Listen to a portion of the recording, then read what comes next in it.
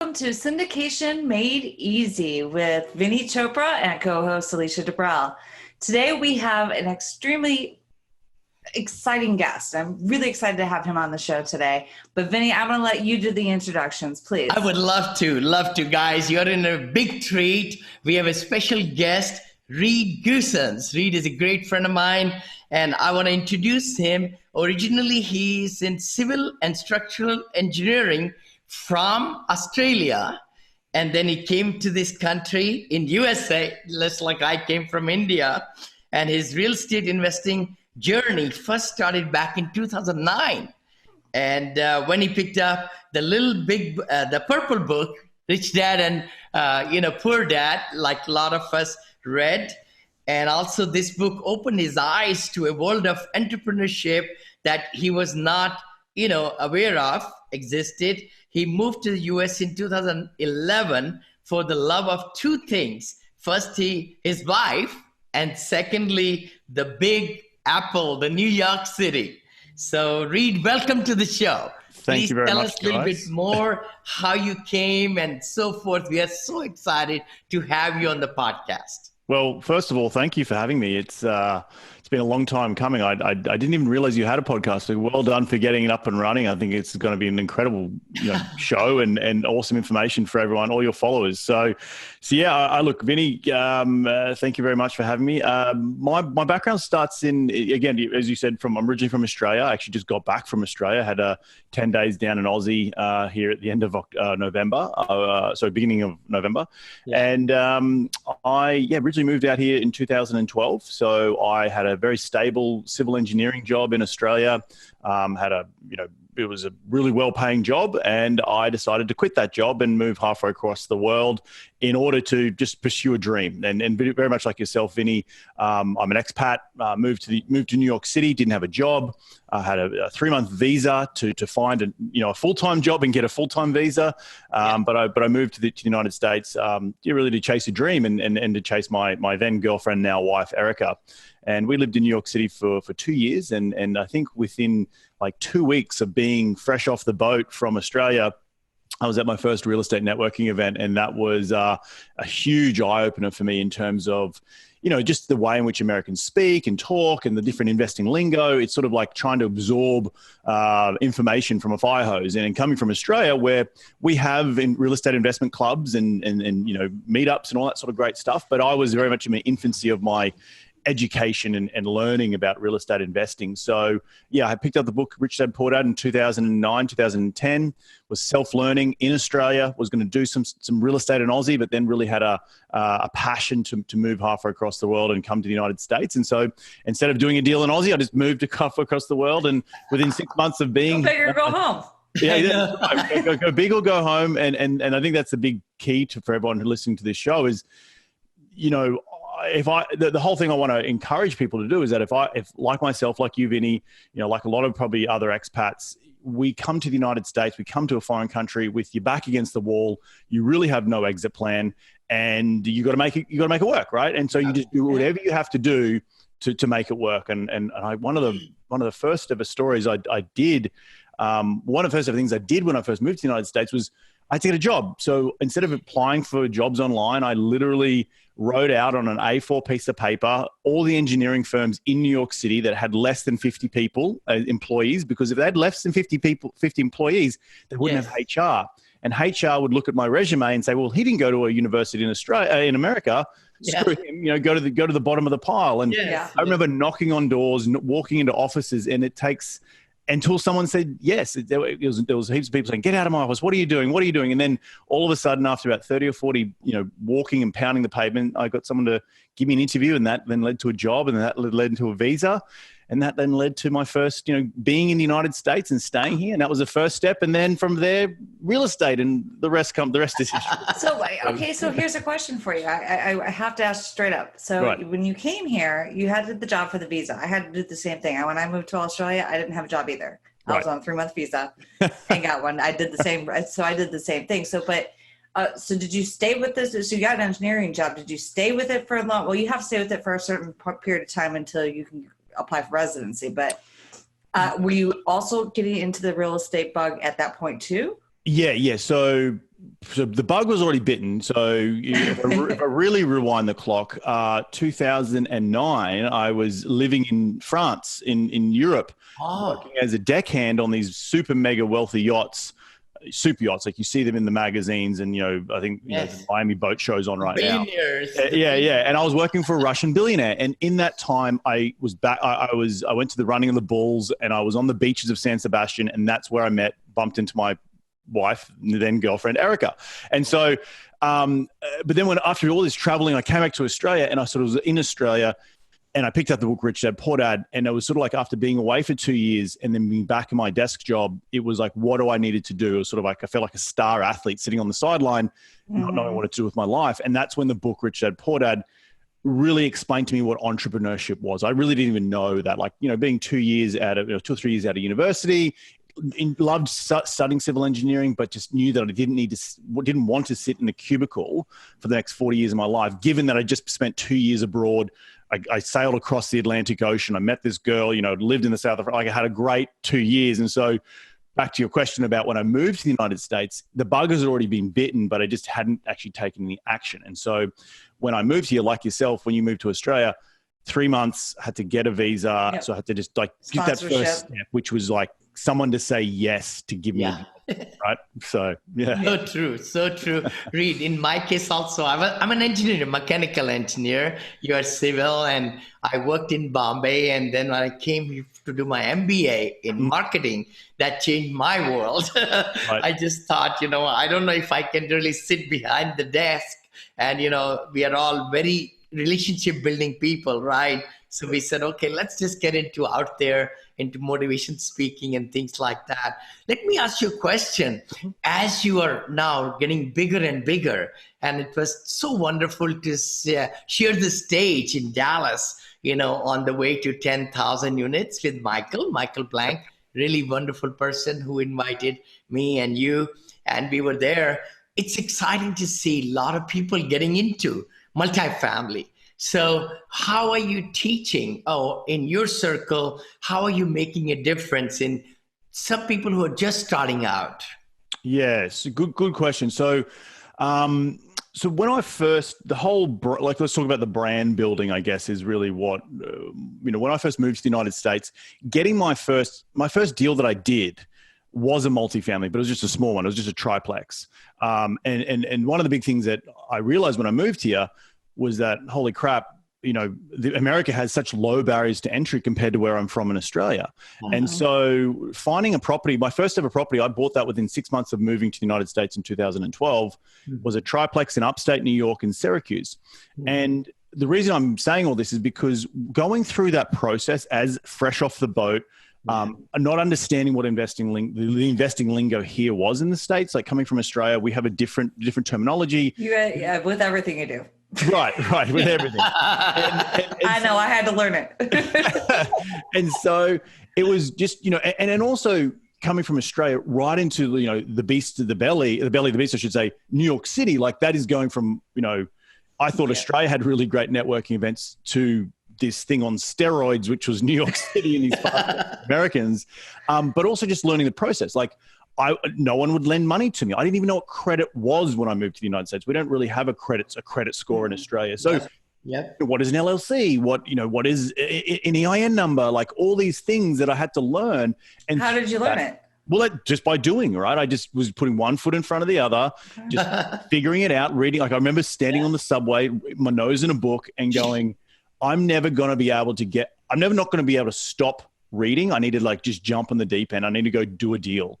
And so I had a little bit of money saved up. I think I've had 30, 40 grand from working in Australia. And then I was like, well, I can't borrow any money. Let me just go out and buy something and I can just get started because, the whole thing is you don't get to deal number 10 without doing deal number 1. Mm-hmm. And so the reason I say all this is because I had to learn, right? And through learning, I noticed that there was no one talking in the podcast space about 2 international investors, which essentially what I was at the time. I was the banks viewed me as like this foreign guy. He Australia, blah, blah, blah. But a lot of people wanting to invest here because America has great cash flow. And in 2012, it was even better than what it is now because cap rates were a lot more expanded than what they are now. And so through that, a little light went off in my head and said, Reed, why don't you be the guy talking to international investors, like develop a brand around that.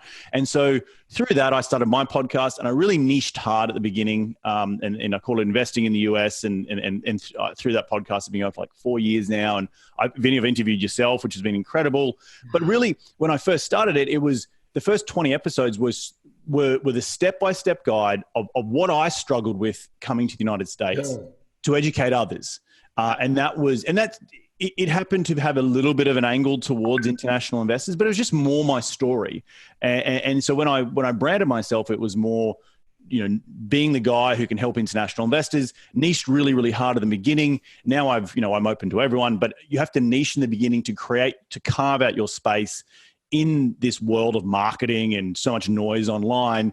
And if you niche hard in the beginning, then people know you for being, the guy who helps international investors. And through that, that's an introduction. And through that, you can, form these relationships. So back to your original question, how am I helping? It really started from going through a struggle in the beginning. And that struggle then made me able to create a brand and create an education platform to then educate others about the benefits of investing here in the United States, because a lot of Americans don't realize how good they have it here. So true. So very true. That is true. I know. And I know, because I know exactly where you're coming from and having to learn that we are so different. Like, they thought I was crazy when I moved to Australia because I took over a timeshare company and did the same type of thing you did. And they were like, the Yank. They kept calling me the Yank because I was so aggressive and I was so... sales orientated and stuff like that. So for you coming from a laid back, let's have the Barbie and some some beers, and we pay rent weekly to New York and to America. That's probably a pretty hard feat, and congratulations to because we're pretty ruthless out here, aren't we? You look, America is the king of capitalism around the world, and it's very much a dog-eat-dog world. And actually, I just went back to Australia, and I did a speech on success at my old high school, like literally last week, and I had to tone down my rhetoric in my speech from being more of an Australian audience rather than the American audience, if that makes sense. And I think it does. You would understand what I mean by that, like not as much patting yourself on the back, but more like sharing those accomplishments to inspire, not necessarily to boost up the ego, if that makes sense. So true. Yes. Reed, so where are you now? Like, where are you investing, and how are you bringing more investors from Australia, or you're also starting a big, I'm sure, network out here? Yeah. So back to the niching part. The niching just got me, with international folks, just to really put my, stakehold in the sphere of education and real estate. The majority of my investors are Americans. I have probably about 10 to 15% of my investors who are Australian or foreign, because, with all since 2012, the other thing you got to remember is that in particular, the American dollar was a lot weaker back then. I knew exactly where you're going. So a lot of people didn't have that foreign exchange risk and losing, say, 20 or 25% of your money, coming straight to America with the foreign exchange risk. True. So over the last 6-7 years, that has gone, I think the Australian dollar right now buys only 88 cents US. So for every $1 you bring into the United States, for Australian, you lose essentially 20% of your money.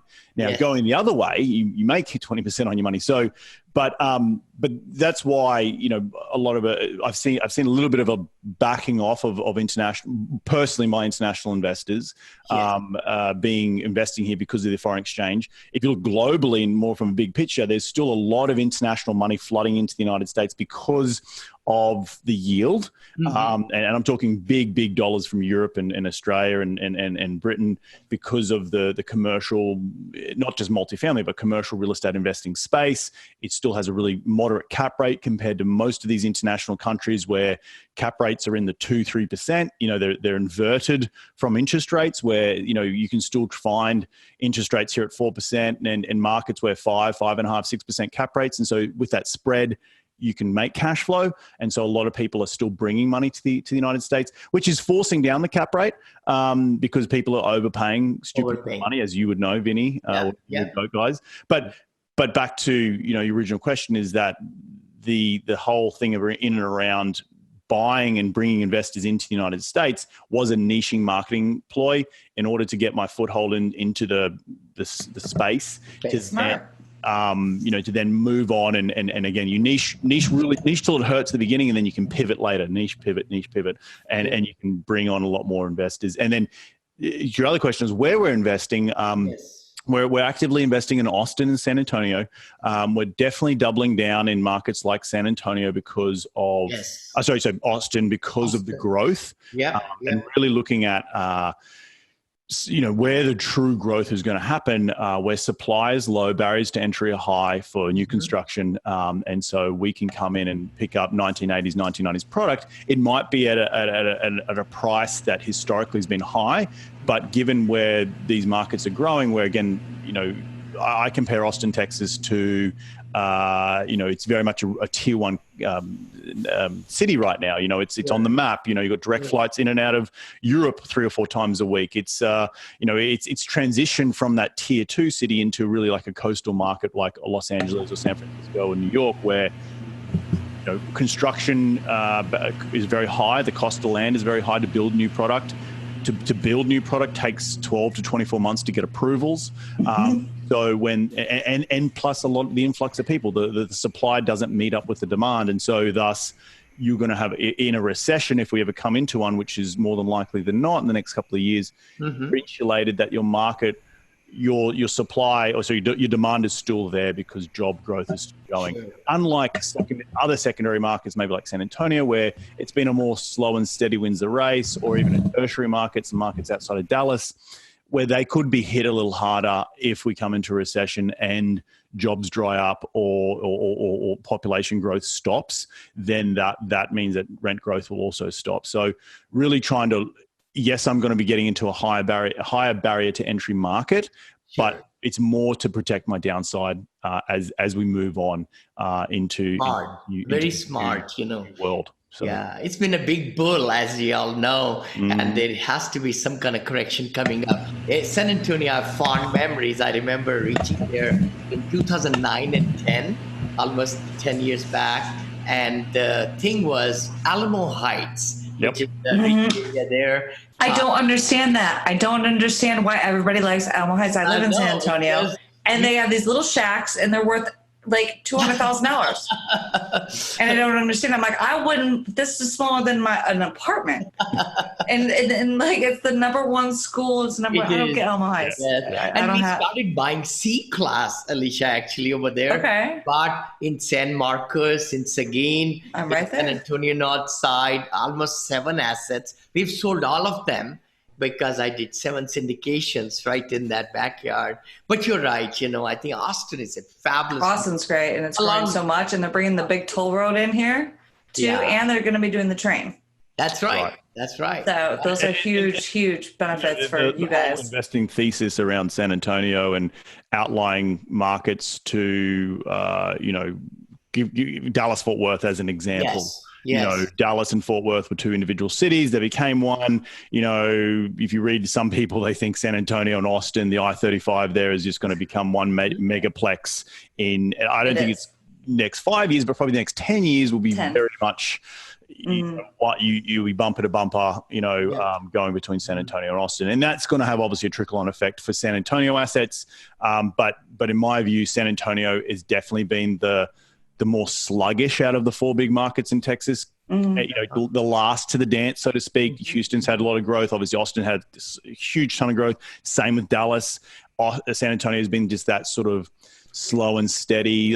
For an example, I think the first high-rise tower has just been, it's called the Frost Bank Tower, was just completed in downtown San Antonio. I don't think a high-rise has been built in downtown San Antonio since like the late 80s, early 90s. There's no room to make it. I don't know if you've been down there, but there's no, they moved a building down the street. Right. Right. Because there's no space there. Right. Not for downtown. But tell me this. So how many deals have you done so far? We've done 7. Okay, 7. Awesome. How many units do you have? 1,700. We're just about to close on one today. Actually, 7,800? 1,700, yes. Oh, 1,700. Okay. Love it. Nice. Love nice. it. Okay. Awesome. And congratulations on closing one today. We're all sitting sales. So we always like with the close. So what about what do you see for your business in the next 5 or 10 years? Yeah, so very good question. So I had a sit down with my business partner, Andrew Campbell, Wildhorn Capital. If you're ever not, he's in Austin, and I'm about to be there next weekend. We sat down and did a real Gantt chart of really on a whiteboard, what moves the needle and what we enjoy. And we sort of mapped out these 4 quadrants. We mapped out that we wanted to double the portfolio in the next 2 to 3 years, so go from 1,700 into 3,000 to 4,000 units.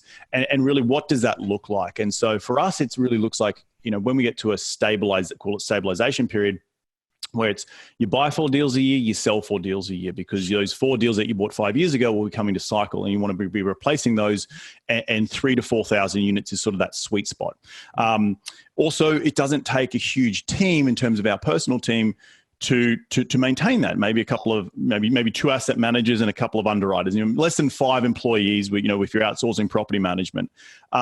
Does that not mean that we won't bring property management in-house in the future to attract different types of capital? Sure. But right now, we're just sort of looking at focusing on buying the right deals, not over-leveraging. Oh, sorry, not over-leveraging. Not getting too far out over your skis in terms of overpaying for deals just to get a deal done. We've only done this deal we're closing on today. So tomorrow is with one investor out of the Bay Area. So it's just a single investor. And we closed on a 350-unit deal last month. But that's the first 2 deals of the year, and we've underwritten 50 or 60 deals. So it's been very hard 2019 to get a deal to pencil, and I'm sure a lot of your listeners are probably also scratching their head, going, "What the hell is going on?"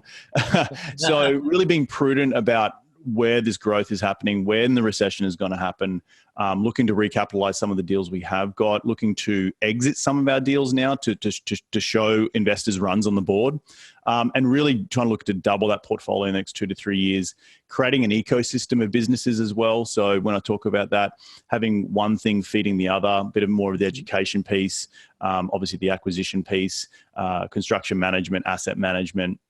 We're also looking at some new opportunity zone deals for ground up construction. So really, what does the business look like from what I call a table point of view? A table can't stand on one leg, which is just acquisitions. It's got to have 2 or 3 other legs to be stable.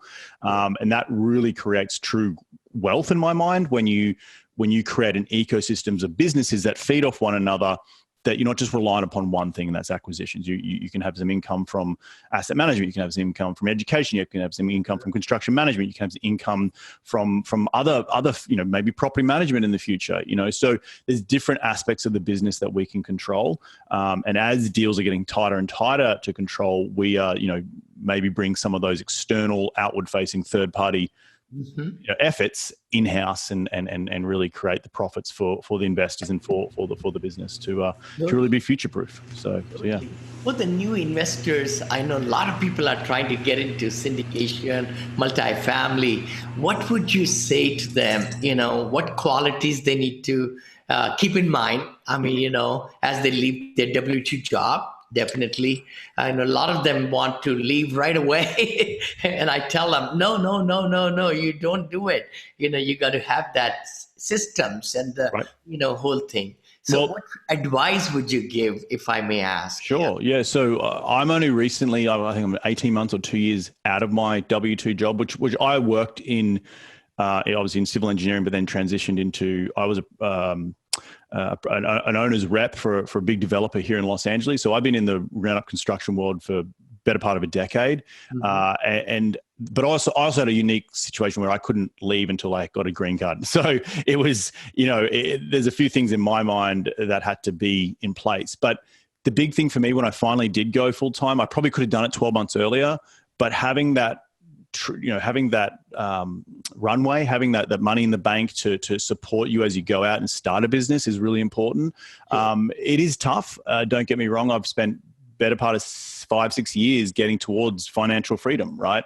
Where you had to juggle a full-time job. You have to juggle finding deals. You have to juggle, family life and finding investors. And it's a lot. So, my big advice to people, if you are trying to do this full-time, it is a time in the market where it's very tough to get deals to pencil. So two things is like, you got to be prudent and understand that this is not a sprint, it's a marathon. Yes. And people, if you think you're going to be financially free within a year, you might be a little bit deluded.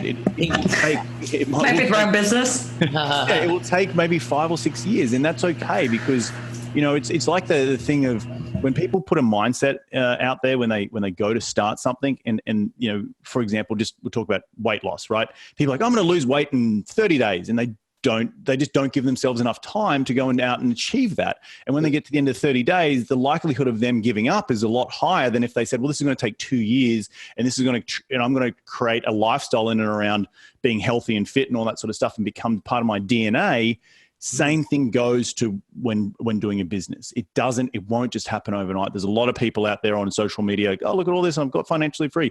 But you don't see the hard work beforehand. And so if you don't set yourself up with the mindset on the front end that it may take 3, 5, 6 years, it's a journey, right? Enjoy the journey, and it doesn't have to happen tomorrow. As much as we all want our W-2 jobs to go away, It is a lot of work. If you set your mindset up on the front end, you won't then fail in the long run. That's the advice. So true. What motivates you daily? Great. I was just going to ask that. I want to know what keeps you going, because multifamily is a marathon. It's not a sprint, and it does take work and it takes effort. And I've learned a lot from Vinney, so I know this. So what keeps you going? Yeah, look, what keeps me going? A lot of things.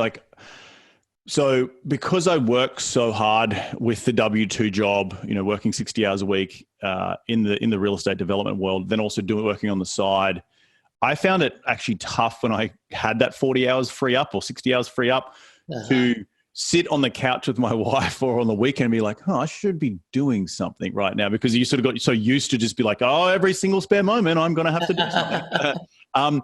But what makes me tick is really, I've gone from being active, to just doing stuff, to more planning and more having that vision of understanding what my time is and being effective with my time, not just active. And so what makes me tick is initially was getting financially free and getting out of the day job. And now it's turned into something else. And that is to grow a business that I'm proud of, and to grow a portfolio that I'm proud of, that my investors can be proud of, to leave a legacy.